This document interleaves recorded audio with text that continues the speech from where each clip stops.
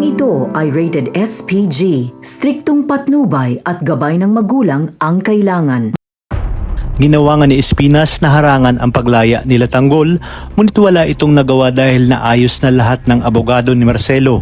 Hindi naman inaasahan ni Espinas na may alam pala si Marcelo sa mga kalakaran niya sa loob ng kulungan.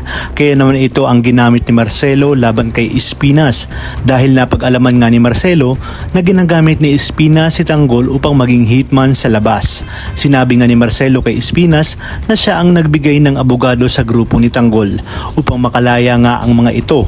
Ayon nga kay Marcelo na kaya ayaw ni Espinas na makalaya si Tanggol dahil mawawalan na siya ng hitman sa labas ng kulungan. Kaya laking gulat ni Espinas kung bakit alam ni Marcelo ang pinagagawa niya kay Tanggol. Samantala nakarating na din kay Marites ang balita tungkol sa hearing nila Tanggol at malaki ang tsansa na makalaya ang mga ito. Ngunit pala isipan kay Tess kung sino umano ang tumulong kina Tanggol upang makalaya ang mga ito. Nababahala naman si Tess na baka konektado talaga si Tanggol sa ginagawang investigasyon ni Rigor. Pero sa kabilang banda, nasasabik din siya na makalaya na itong si Tanggol at gusto niyang makabawi kay Tanggol. Ngunit natatakot din siya kung papaano niya ipapaliwanag kay Tanggol kung bakit wala na si Tinding sa kanilang bahay.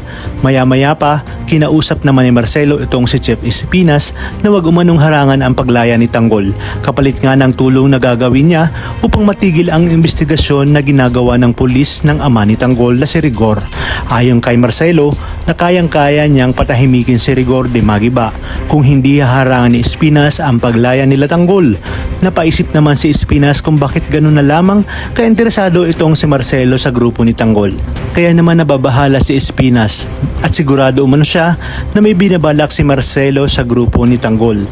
At malamang umano ay nakita ni Marcelo kung gaano kagaling si Tanggol sa pakikipaglaban kaya ganoon na lamang ang kagustuhan ni Marcelo na tulungan ang mga itong makalaya. Sinabi nga ni Marcelo na ang paglaya nila Tanggol ang isa sa makakatulong kay Espinas upang matigil na ang investigasyon ng mga pulis laban kay Chief Espinas.